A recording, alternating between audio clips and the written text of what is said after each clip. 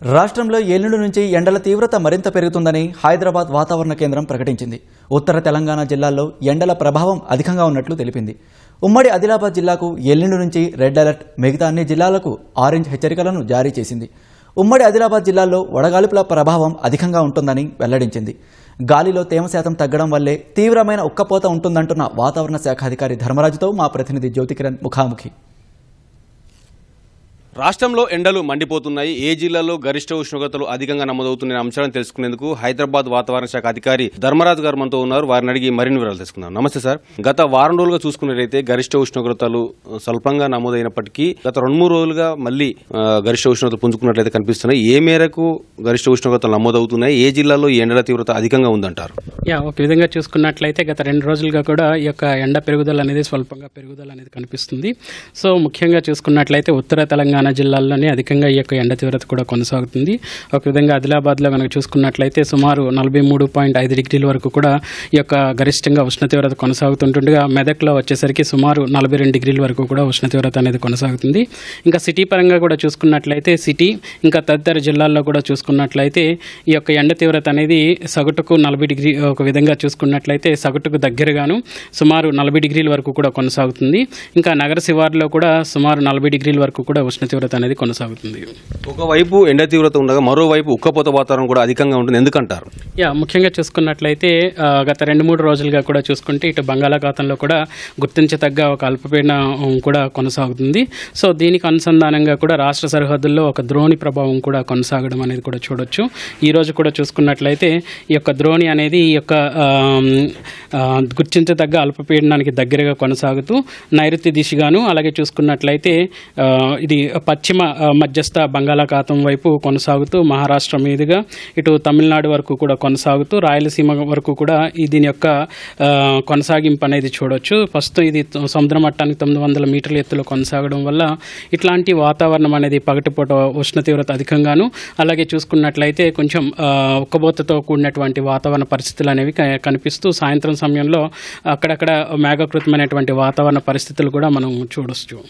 రాబోయే రోజుల్లో ఉష్ణోగ్రతలు ఏ మేరకు నమోదే అవకాశం ఉంది? ఏమైనా హెచ్చరికలు లాంటివి జారీ చేశారా? రానున్న 4 రోజులు అంటే సుమారు 16వ తారీఖు నుంచి మనకి ఎండ తీవ్రత ముఖ్యంగా ఉత్తరాది తెలంగాణ జిల్లాల్లో చూసుకున్నట్లయితే ఆదిలాబాద్, కొమరంభీం, ఆసిఫాబాద్, నిర్మల్, మంచిర్యాల జిల్లాలతో పాటు లో ఎక్కువగా మనకి ఉష్ణ తీవ్రత సుమారు అంచనా ప్రకారం 45 డిగ్రీల వరకు కూడా అధికంగా కొనసాగే అవకాశం కనిపిస్తుంది.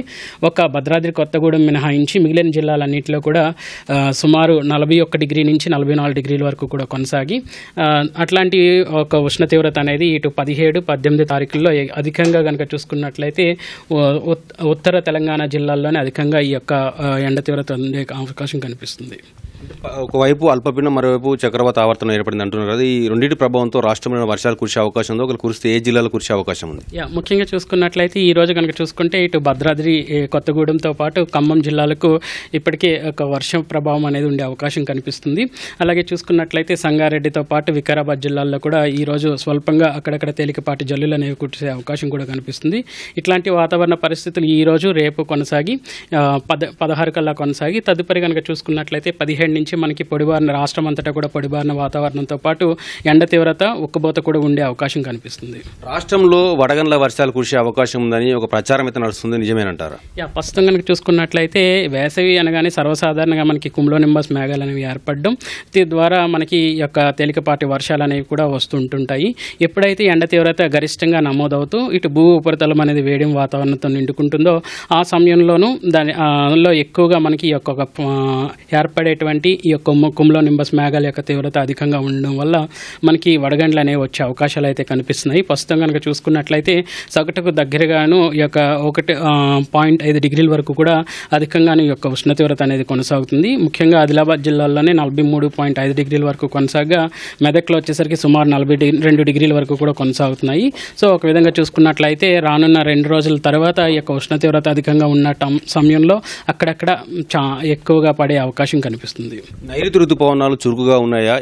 కేరళ తీరాన్ని ఎప్పటి వరకు తాకే అవకాశం ఉందంటారు? ప్రస్తుతం కనుక చూసుకున్నట్లయితే వాతావరణ పరిస్థితులన్నీ కూడా అనుకూలంగా ఉండడం వల్ల మేఘాకృతమైనటువంటి వాతావరణం కూడా ఇప్పటికే అండమాన్ నికోబార్ దీవుల్లో కనిపిస్తుంది. ఒక విధంగా చూసుకున్నట్లయితే అంచనా ప్రకారం 16 కల్లా కూడా ఈ యొక్క నైరుతి ఋతుపవనాలు అనేవి అండమాన్ నికోబార్ దీవులను తాకే అవకాశాలు అయితే కనిపిస్తున్నాయి. తర్వాత కనుక చూసుకున్నట్లయితే గాలిలో ఉన్నటువంటి తేమ, గాలి వీచే దిశ, అలాగే చూసుకున్నట్లయితే ఒక విధంగా ఇవన్నీ కూడా ఈ యొక్క నైరుతి ఋతుపవనాలు ఇంకా దక్షిణ భారతదేశం వైపు కొనసాగే అవకాశం అయితే కనిపిస్తుంది.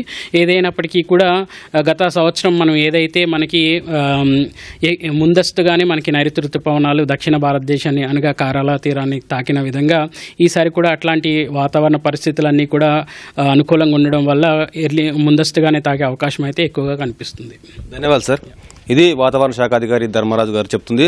రాష్ట్రంలో ఎండలు మండిపోతున్నాయని, ఎల్లుండి నుంచి ఎండల తీవ్రత అధికంగా ఉండే అవకాశం ఉంది కాబట్టి ప్రజలు అప్రమత్తంగా ఉండాలైతే చెప్తూ ఉన్నారు. ఏదైతే ఉత్తర తెలంగాణ జిల్లాలో వడగాల తీవ్రత కూడా అధికంగా ఉంటుంది కాబట్టి రెడ్ అలర్ట్ జారీ చేసినట్టయితే చెప్తా ఉన్నారు. కెమెరా పర్సన్ నవీన్తో జ్యోతి కిరణ్, ఈటీవీ న్యూస్, హైదరాబాద్.